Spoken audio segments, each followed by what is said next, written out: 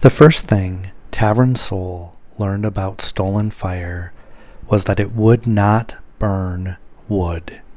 Not wet wood, not green wood, not winter oak split thin enough to curl at the edges, not kiln wood shaved down to ribbons and stacked under the furnace heart with a prayer no one admitted was a prayer. The wood went in, the furnace stayed cold.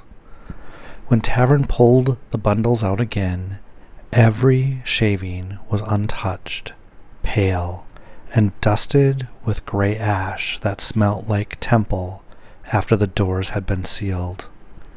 Master Arvik looked at the dead furnace, then at the sage smoke rising beyond the western window. Again, he said. Tavren swallowed what he wanted to say and fed the furnace another armful. The lower foundry had been built into the cliff above Edrath Gate, with its back pressed into the mountain and its face open to war. In calmer years, it had made hinges, plow blades, bridge pins, gate teeth, wagon rims, lamp hooks, and the kind of iron ordinary people trusted because it didn't ask anything back. Now, every ordinary forge stood dark. Every bellows chain had been stripped, every brick arch braced with black iron, every water wheel diverted to the sealed chamber at the rear of the foundry, where the Empire kept its new miracle, dead and waiting. Above Tavren, smoke-stained rafters vanished into shadow. Around him, men and women moved with the brittle quiet of people who had been awake for too long. Their aprons were stiff with soot. Their hands were wrapped in linen. Their eyes kept drifting to the western windows whenever the ground shook. Another impact rolled through the cliff. Dust fell from the ceiling. Someone near the cooling trench whispered, "That was close." No one answered. Arvik stood beside the furnace heart with his sleeves rolled to his elbows and a slate stylus tucked behind one ear. He had not slept in 2 days. It showed in the gray under his eyes, but not in his hands. His hands were steady. They were always steady. That was one of the reasons Tavren had wanted to learn from him before war turned learning into obedience. "Kinwood failed," Arvik said. A clerk scratched the words into a fire slate. "Coal failed. Pitch failed. Whale oil failed. Rendered fat failed. Battlefield scrap failed." The clerk hesitated. Arvik looked at him. The scratching continued. Tavren watched the second bundle slide into the furnace mouth. The wood should have caught from the heat alone. Even a cold furnace remembered what fire was supposed to be. Even a child with a flint and a tinder knew wood wanted to become flame. This wood did not. It laid in the furnace heart like a thing placed on an altar for a god that had already refused it. The mountain shook again. A horn called below the foundry, long and low. Every worker in the room knew that signal.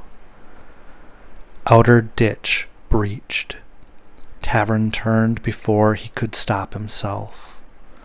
Through the western windows, dawn had not yet decided what color to be. The pass below was a long wound between black ridges. Edrath Gate stood at the throat of it. 3 walls, 2 towers, 1 iron portcullis.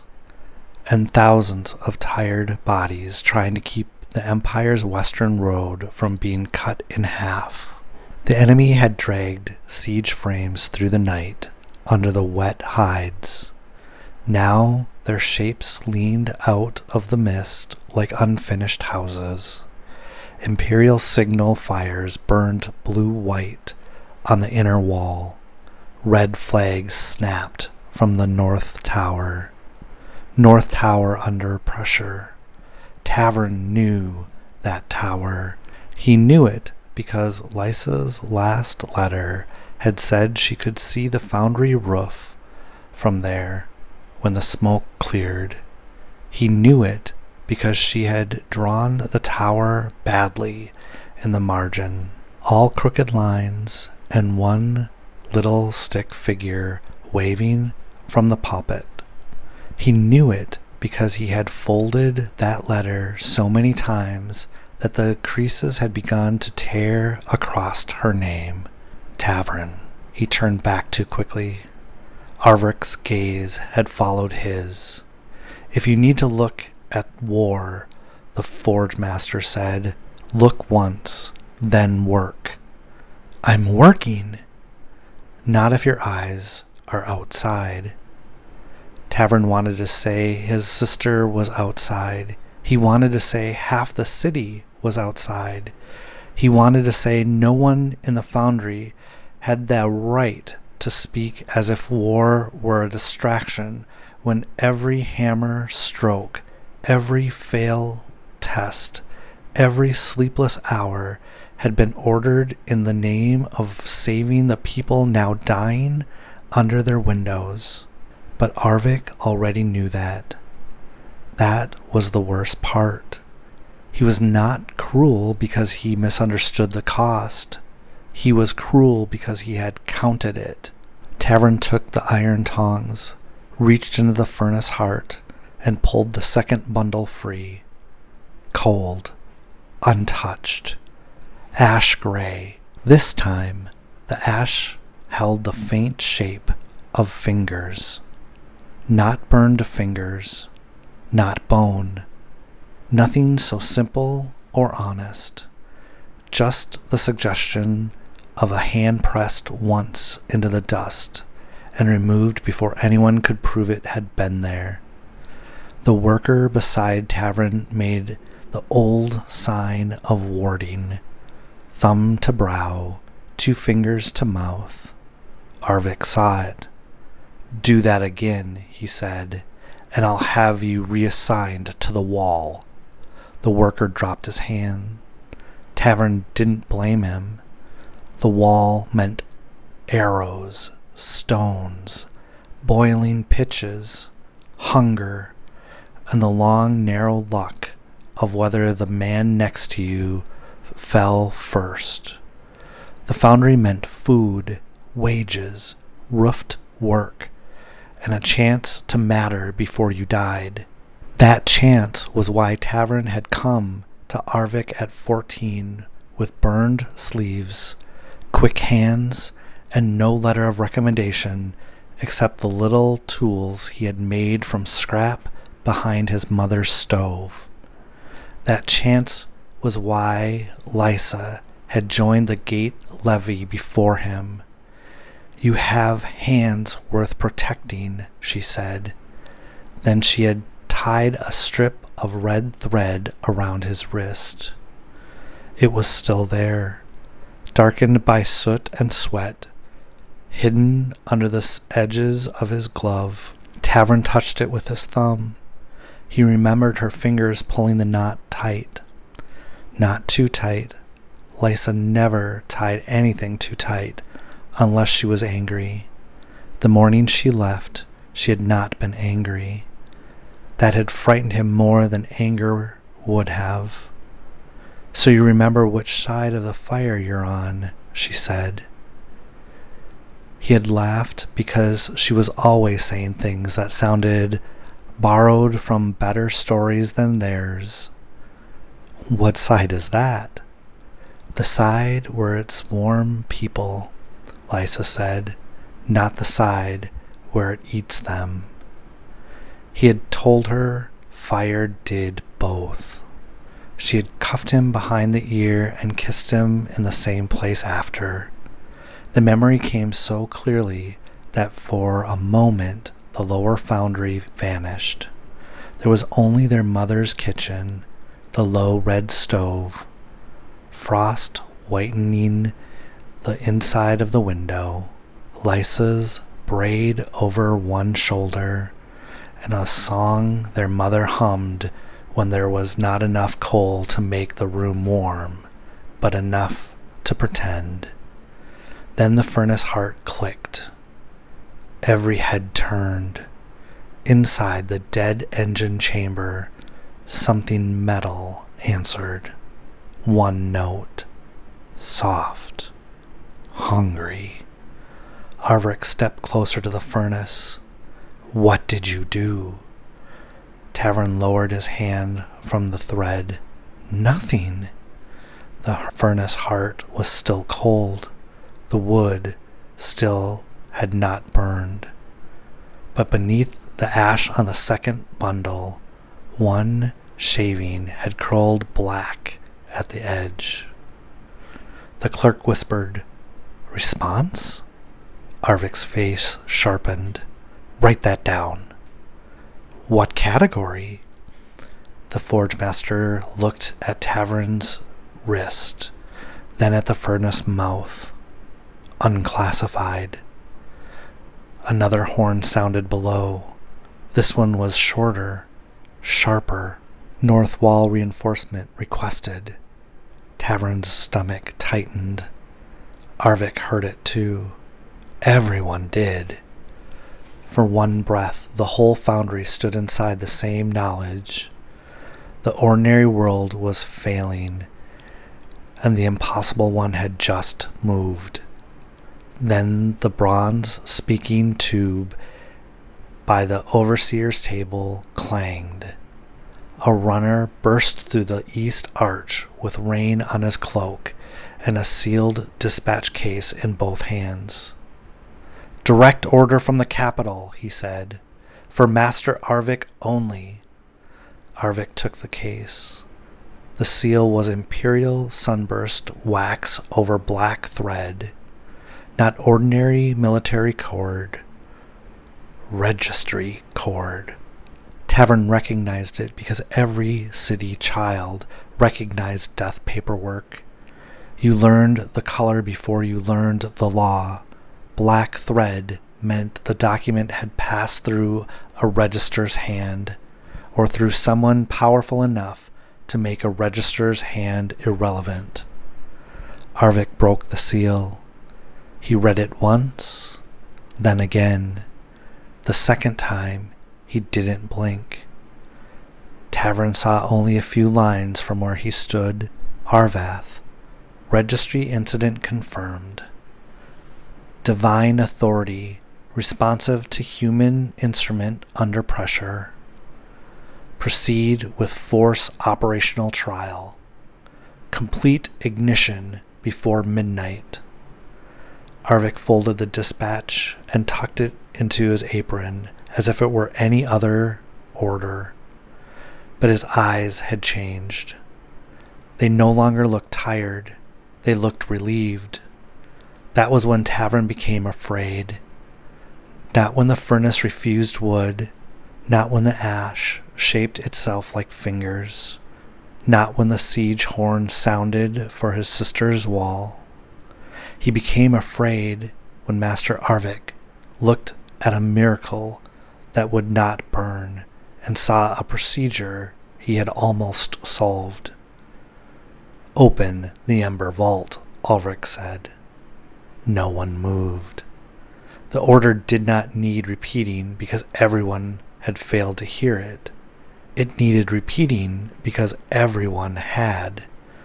Arvik turned toward the sealed rear chamber. Open it! 3 senior engineers crossed the foundry floor. They carried long-handled keys, each blackened at the teeth. At the rear wall, behind the dead main bellows and the diverted water wheel, stood a door of riveted iron taller than 2 men. Old symbols had been scraped from its frame. The scrape marks were visible beneath the new imperial numerals. Someone had tried to make the door look like machinery. It still looked like a shrine that had been taught to obey. The first engineer set his key. The second set hers. The third hesitated. From inside the chamber came the soft metal note again. This time, Tavren felt it in his teeth. The third key turned. Bolts withdrew one by one. The door opened inward. Cold ash breathed out. The Ember Engine waited in the dark. It was not beautiful. That disappointed Tavren in a way he hated himself for noticing. He had heard men call it Dawn Cannon, the God Heart, the Mercy Furnace, the Battle Sun, the thing that would end sieges before children could learn the name of the dead. He had imagined brass wings, flamed crowns, crystal chambers, a machine so obviously divine that no one could pretend it was only iron. Instead, it looked like hunger given a frame. Black iron ribs arched around a sealed bronze belly.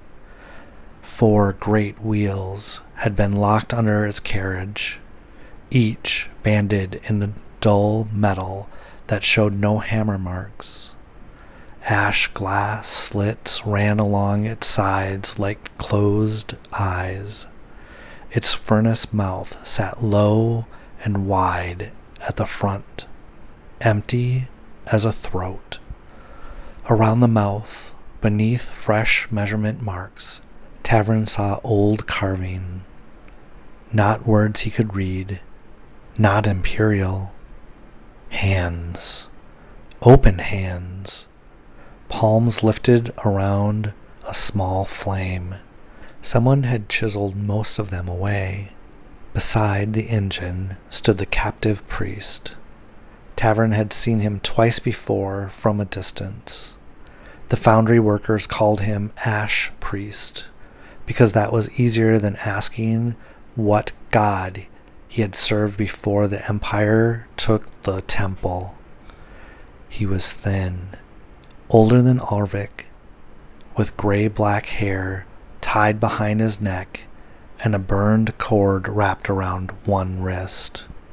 His name Tavren knew as Nanmar. No one used it. A soldier stood behind him with one hand on his short baton. Another held the blackened ceremonial key at Nanmar's throat, as if keys could threaten people now. Nanmar looked past all of them to the engine. His face didn't change. That was worse than grief. Arvik entered the vault first. Tavren followed because apprentices followed, because the north wall was calling for reinforcement, because Lysa was under that smoke, because that red thread on his wrist suddenly felt warm. The captive priest turned his head slightly.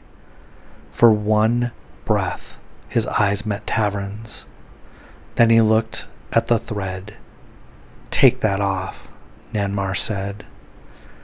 The soldier struck him across the shoulder, not hard enough to drop him, hard enough to remind everyone whose chamber this was. Arvik lifted one hand. The soldier stopped. "Why?" Arvik asked. Nanmar kept looking at Tavren's wrist. "Because it will smell that first." No one spoke. Outside, below the cliff, the siege horns began again. This time, they did not stop. Arvik took the ash key from the soldier and held it in front of Nanmar's face. "You said the old locks needed your hand." "They need consent," Nanmar said. Then consent. That is not how consent works. Avric's mouth tightened. It is how empire works. Nanmar gave a small, tired smile. Yes, that has been the trouble. The Forge Master looked at Tavren. Record the sequence. Tavren almost said that was clerk work. Then he saw the fire slate waiting on the stand beside the engine, blank and gray as a headstone, and understood why Arvik had chosen him. Tavren's hand had caused the first response, or his memory had, or his sister's thread, or something near enough to all three that no one in the room wanted to name it. He picked up the stylus. Arvik guided Nanmar to the engine side. There was a small opening there, no wider than 2 fingers, set beneath the scraped hand carvings.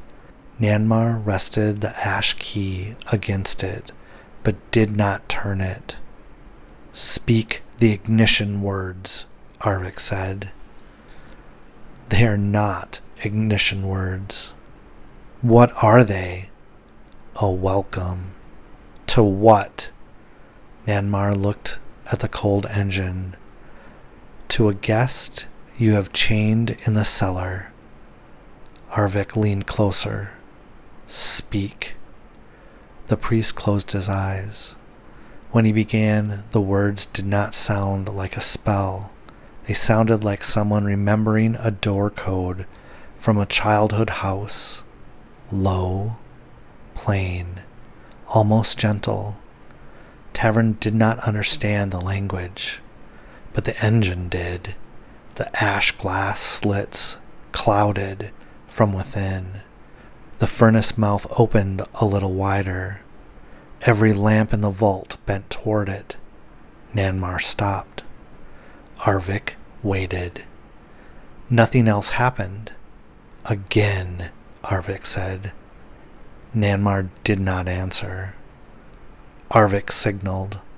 Workers brought fuel. They tried coal first, because coal was honest. It blackened hands, broke backs, brought winter, and burned when ordered.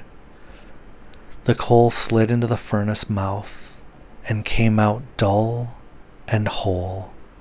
They tried pitch. It stayed thick and black. They tried whale oil in a brass cup. The oil filmed over with a gray skin. They tried battlefield scrap, broken shield rims, arrowheads, buckles cut from abandoned packs, a cracked helm from a man who would not need it again. The engine ignored all of it. Each failure made the siege louder. By afternoon, wounded men were being carried into the lower corridor because the gate infirmary had filled. Tavren heard them through the stone when the foundry fell quiet between tests. Boots, stretchers, water requests, short clipped prayers, names called once, then called again with less confidence. Arvik ordered the vault doors left open. No one said why. The engine liked voices. That was Tavren's first private conclusion. Not a report, not a category. Something lower and more useful than either. The engine liked voices. When workers spoke of measurements, nothing happened. When officers shouted orders, nothing happened. When clerks read inventory tallies, nothing happened. But when a young bellows boy whispered that his daughter used to sleep through thunder, a cloak black spark crawled along the engine's inner rim. The boy stopped talking. The spark died. Arvik saw it. Say that again. The boy looked at him. He could not have been more than 20. Soot streaked one cheek where he had wiped sweat with the back of his wrist. Master? What you said. My daughter? A second spark appeared. The room went very still. The boy swallowed. Her name is Pela. The spark became a bead of flame. Not red, not orange. White gold. Small as a tear. Arvik took one step closer. Continue. The boy looked around the vault as if someone kinder might overrule him. No one did. She sleeps through thunder, he said. Always has. Her mother says she'll sleep through the world ending if the blanket's tucked under her chin. The flame grew. Nanmar bowed his head. Tavren gripped the stylus until the edge bit his palm. What color are her eyes? Arvik asked. The boy blinked. Brown. The flame leaned toward him. No, he said, frowning. Green. No, wait. The bead of flame opened like a flower. The boy's mouth trembled. I know this. Arvik's voice was quiet. Answer when you can. I know my own child's eyes. The flame brightened. The engine gave a low metal sigh. The boy pressed both hands to his face. I know this. Tavren wrote because his hands had been ordered to write. Subject produced. Non-material ignition. Response upon familiar recollection. Then he stopped. The phrase sat on the slate like a lie too neat to be used. He scratched through it so hard that the stylus chipped. Arvik looked over. Problem? Yes. That was not the answer Tavren meant to give. It left him before obedience could catch it. A few workers turned. Arvik's expression did not change. State it. It didn't burn his words. No. It burned the knowing. The boy was still whispering colors under his breath. Brown, green, hazel, black, blue, brown. Each wrong answer fed the flame a little less. Nanmar said, Fire always remember what fed it. Arvik took the damaged slate from Tavren's hand and wrote in his own clean script. Affected memory, fuel confirmed. There, he said, now it can be used. The next horn from below was not a signal Tavren knew. It was 3 rising notes, followed by a break. The room froze. A runner from the balcony shouted the translation before anyone asked. North wall breached! The foundry stopped being a place of work and became a held breath. From the western windows, the northern wall was half hidden behind smoke.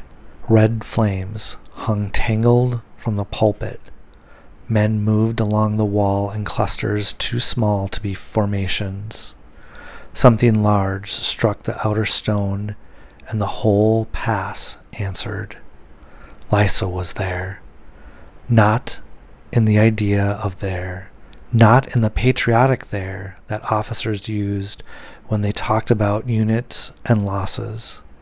There, on the north wall, under the smoke, maybe carrying water, maybe dragging someone by the straps of his armor, maybe pressing her back to the stone while arrows struck sparks from the merlons, maybe already down. Tavren started toward the balcony. Arvik caught his sleeve. Don't waste the sight. Tavren pulled free. My sister's on the wall. So are 2,000 other sisters. Then stop measuring and help them. That is what this is. The engine flame fluttered in its bronze belly, no longer than a lamp wick. Around it, the air tasted of old song and hot metal. Arvik raised his hand. All personnel, remain in the vault. Bring every worker who has had named attachment and no critical task. The words moved through the chamber like cold water. Tavren stared at him. You can't mean that. I mean to wake the engine. You mean to feed it people. I mean to feed it what it accepts. The bellows boy made a sound then, small and broken. He still couldn't remember the color of his daughter's eyes. Tavren crossed the space before he had decided to move. He seized the nearest cooling chain and hauled with both hands. The emergency shutters slammed half across the furnace mouth. For the first time all day, Arvik looked surprised, then angry. Release that. No. The soldier stepped forward. Arvik held up one hand, stopping him again. He didn't take his eyes off Tavren. This is not courage, he said. It's not procedure either. I thought you hated that more. A few workers shifted. Someone near the door made a sound that might have been a laugh if fear hadn't crushed it flat. Arvik walked toward Tavren slowly. You think if you stop this, the cost disappears? I think if I don't stop it, we become the cost. You already are. Tavren's grip tightened on the chain. Arvik pointed toward the windows. Ordinary war is burning them by the hundreds.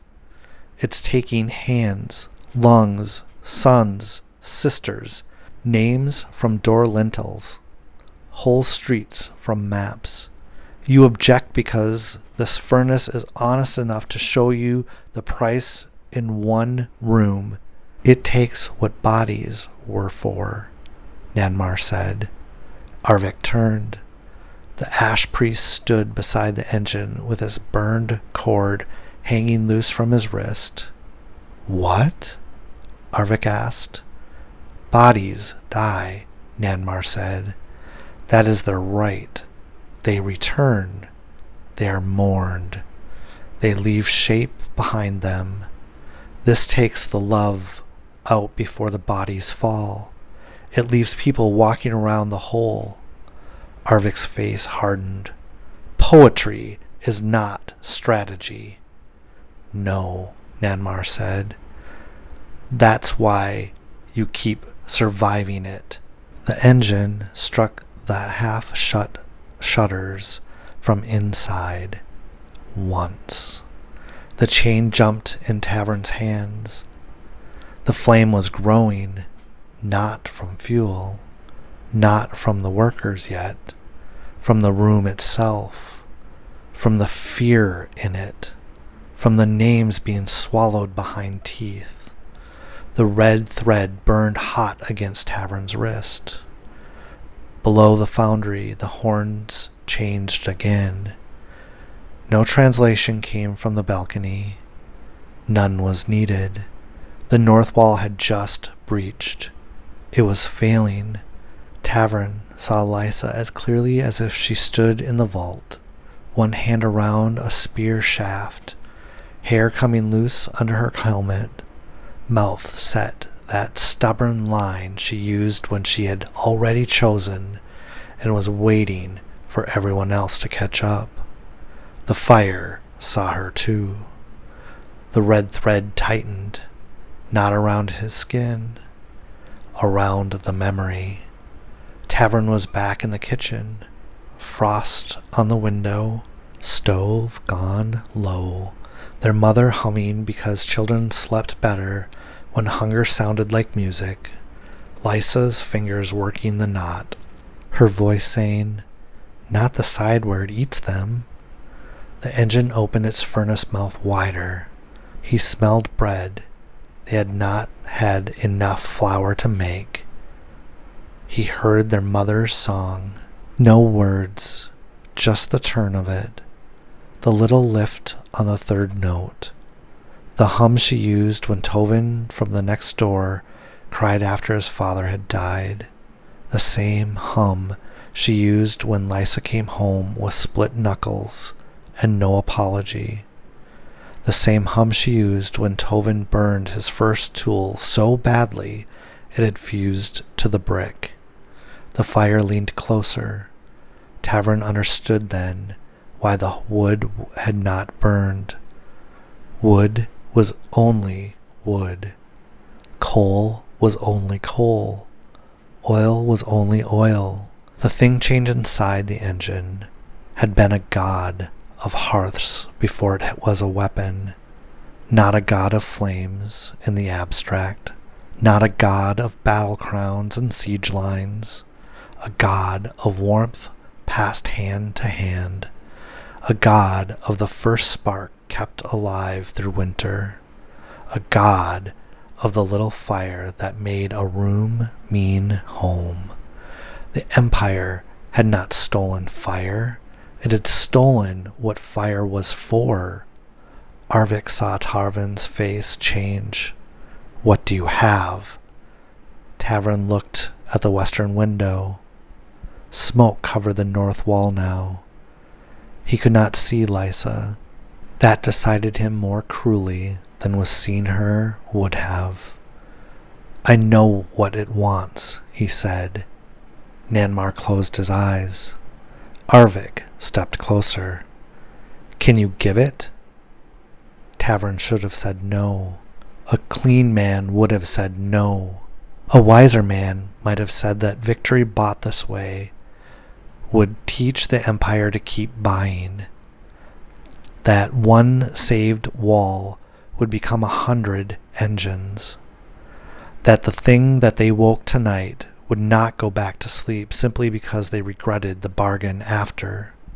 But Lysa was under the smoke, and Tavren was not clean. He was her brother. He released the cooling chain. The shutters flew open. The furnace breathed.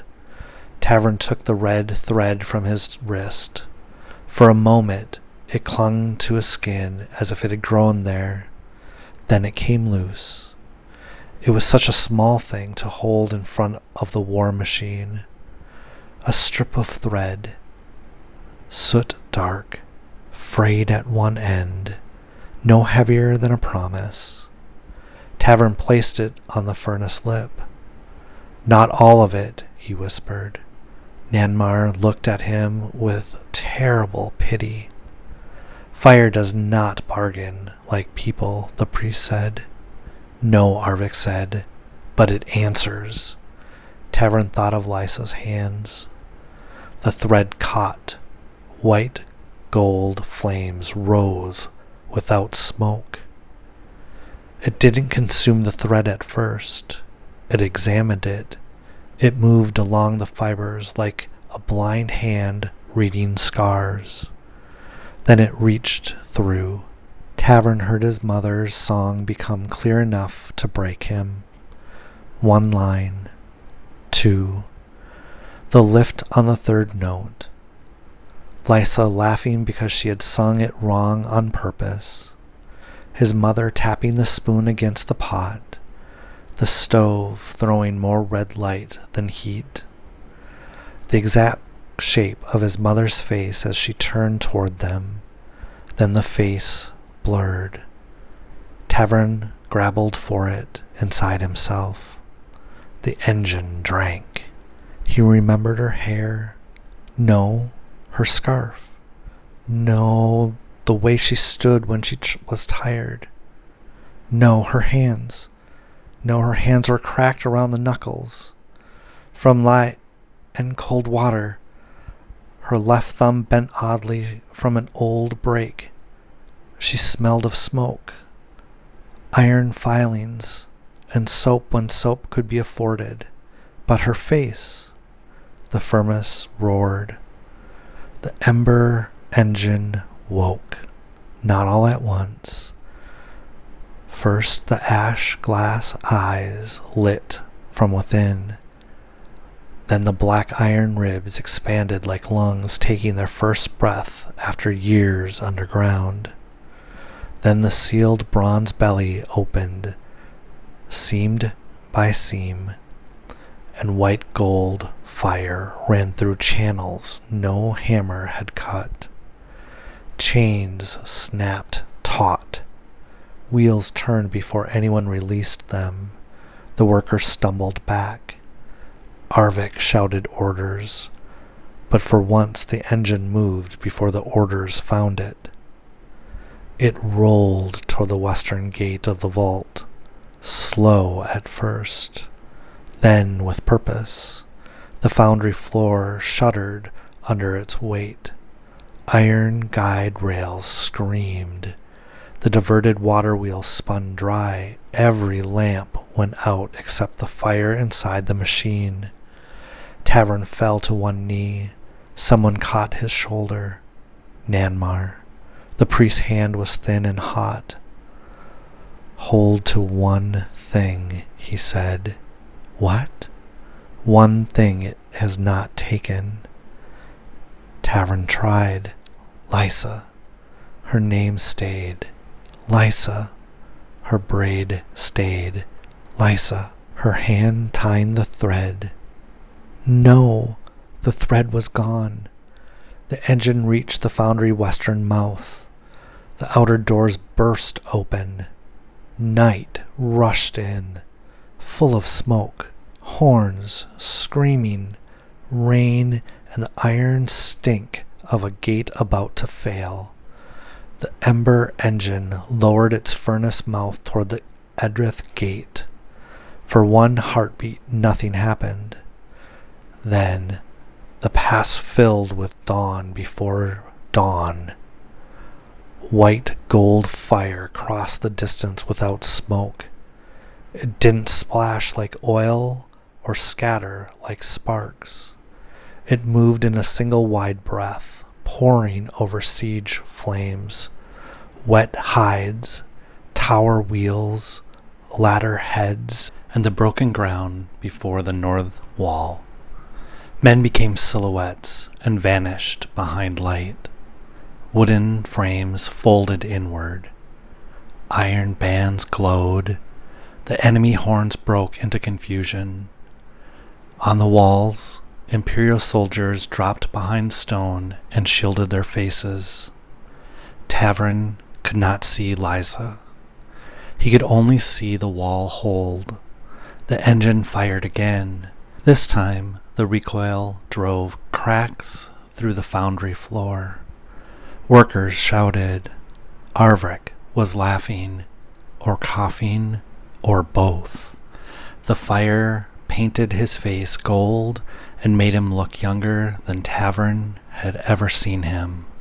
Again, Arvik shouted. The engine gave him a third breath. By then, the siege was no longer a battle. It was weather. It was judgment, shaped like heat. It was a god forced to remember hearth warm as a weapon and turn that memory outward because chains had taught it where to face. When the fourth breath came, Tavren forgot the words to the stove song. He knew there had been words. He knew he once hated the second verse because Lysa always sang it too loudly.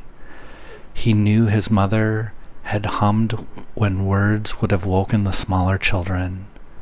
But when he reached for the song, there was only warmth, with no tune attached. The engine's fifth breath broke the siege. The horns below changed from alarm to pursuit. The north wall held. Edrath Gate did not fall. After that, Tavren remembered very little until morning. The recovery ward had been a storage hall before the siege. Someone had cleared barrels from the walls and laid soldiers on blankets between stacks of unused chain. Rain tapped through a cracked skylight. Smoke crawled along the ceiling in slow, gray sheets. Tavren woke, sitting on the floor with his back against a pillar. His right wrist was bare. For a moment, he didn't know why that mattered.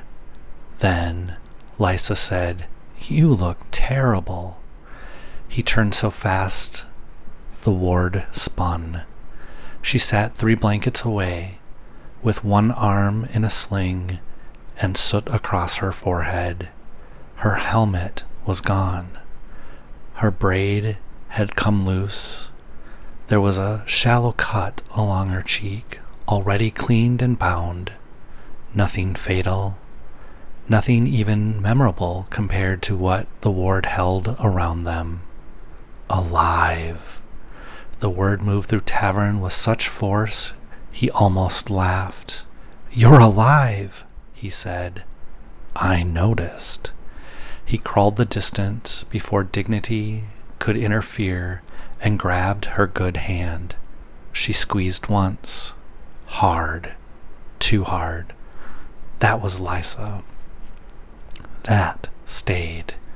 For several breaths, neither of them spoke.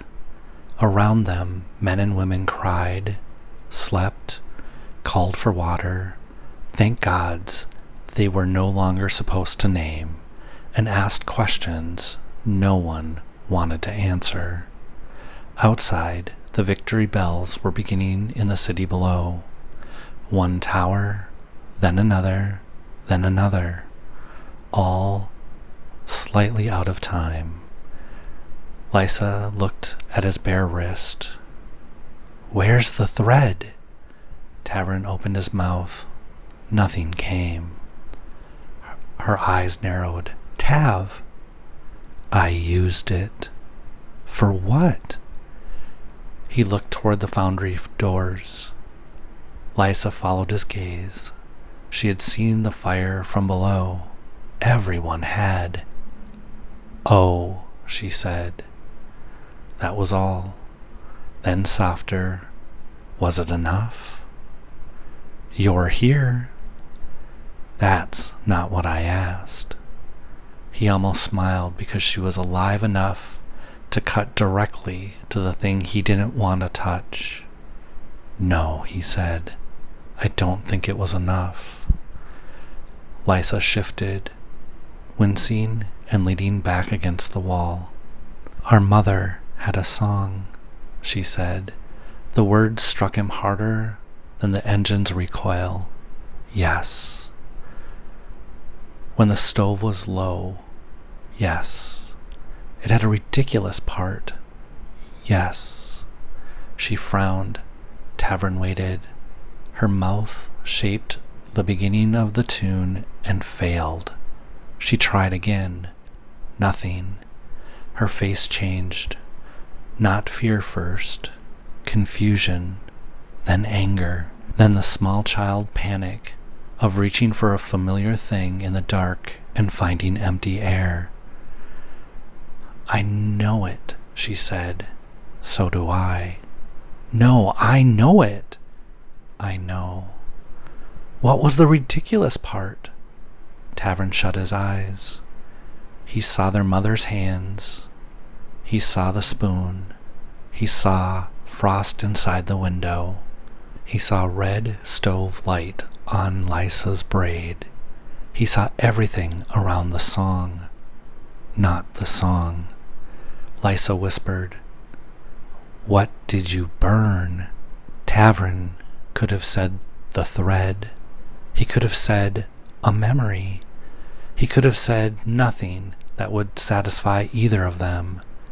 Instead he said, "The side where it warms people." Lysa looked at him for a long time. Then she took his bare wrist in her good hand and held it like something wounded. The victory bells kept ringing. By mid-morning, Master Arvik had written the first official report. He did it at a drafting table pulled beside the open vault, where the Ember Engine stood. quietly and warm enough to blur the air above its black ribs. Clerics brought slates, officers brought numbers, engineers brought measurements. No one brought the bellows boy who sat near the cooling trench repeating his daughter's name with the desperate discipline of a man guarding the last coin in an empty purse. Pella, Pella, Pella. Her eyes remained lost. Arvik wrote, "Forced operational trial successful. Edrath Gate retained. Enemy siege apparatus neutralized. Ignition dependent upon affected memory fuel. Non-fatal pneumonic reduction observed in exposed personnel. Further testing required to determine repeatability, fuel hierarchy, and containment thresholds." Tavren read over his shoulder until Arvik noticed him. "You should be resting. So should you. The report is due before the noon courier." "What are you calling it?" Arvik dipped the stylus in wet chalk and continued writing. "A victory. The cost. A manageable one. The boy can't remember his child's eyes. His child is alive behind an unbroken gate.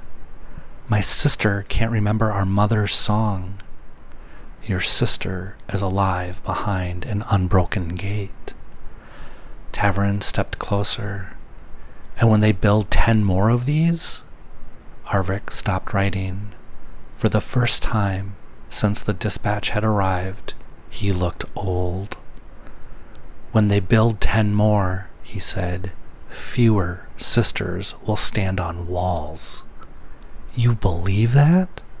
"I have to." "No, you choose to." Arvik's hand tightened around the stylus. "Careful." Tavren almost laughed, not because anything was funny, because careful had become the smallest possible word in a room that had eaten love and called it fuel. The engine clicked behind them. Both men turned. Nothing moved. Still, the warmth in the vault changed. It leaned toward Tavren like a listening thing. Arvik saw that too. His eyes sharpened again. There it was. The relief. The hunger hidden under order. The same look he had worn when the dispatch from Arvith told him divine authority could answer through human instruments. Not fear, usefulness. Tavren understood then that the Empire would not remember this morning the way he did. It would not remember Lysa's empty silence, the bellows boy's colors, Nanmar's bowed head, or the way the fire had taken his mother's face and left the hands because hands were useful to a forge. The Empire would remember that Edrath Gate held. It would remember output. It would remember range. It would remember repeatability. It would build vocabulary around the wound until the wound sounded like policy. Tavren looked at the report. "Non-fatal, afflicted burn," he said. Arvik followed his gaze. "That phrase is not final. It will be." The forge master said nothing. At the western balcony, soldiers had begun to cheer. The sound climbed the cliff in waves. Edrath Gate was alive below them. Smoke lifted from the pass. The broken siege frames stood black against the morning. Banners rose along the north wall. Lysa was somewhere beneath those banners, alive. The fact would not become less true because Tavren hated the price. That was the worst part.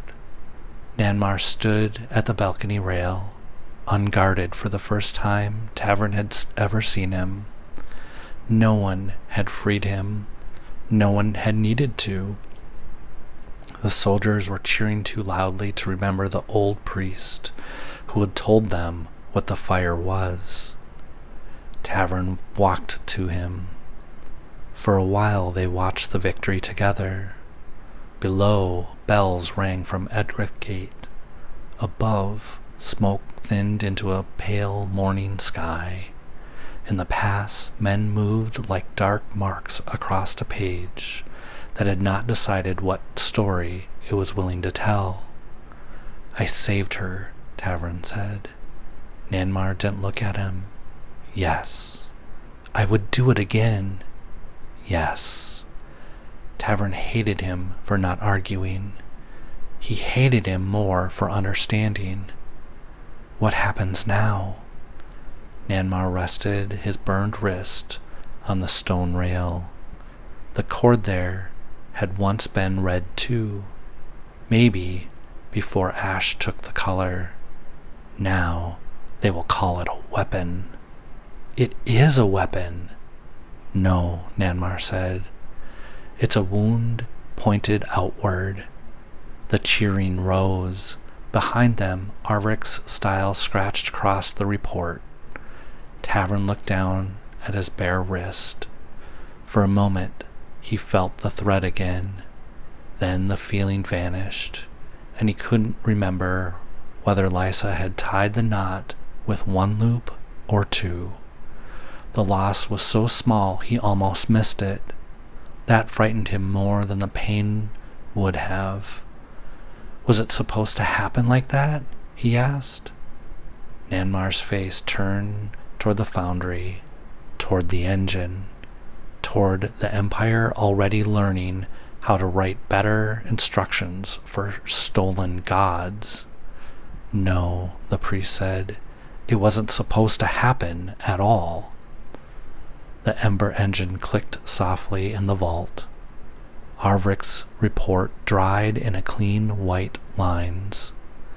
Outside, Edrath Gate celebrated the morning it did not fall. Tavren tried once more to remember his mother's song.